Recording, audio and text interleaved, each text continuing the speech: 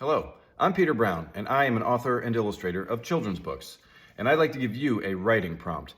Now, this writing prompt has to do with fish out of water stories. And I know a few things about that type of story because many of the books that I've created are what you might call a fish out of water story.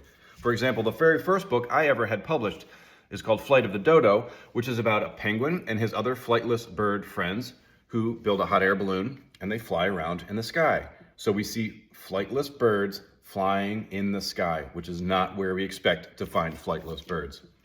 The Curious Garden is a different kind of fish out of water story. In this case, we're seeing plants, weeds, grasses, wildflowers, trees living and thriving in unexpected places, like on the top of a skyscraper, or maybe overgrown across an old abandoned automobile.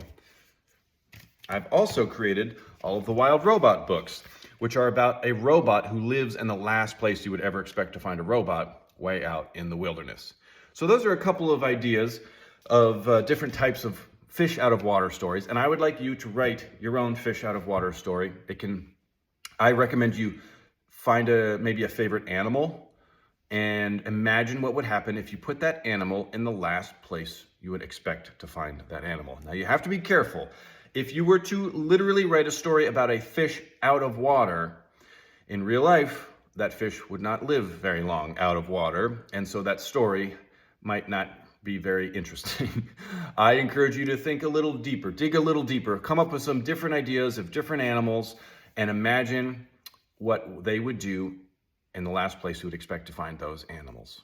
Okay, that's my idea. And if maybe you're really feeling in the mood to draw, this would work as a drawing or illustration prompt as well. You could draw a scene of an animal in the last place you would expect to find that animal.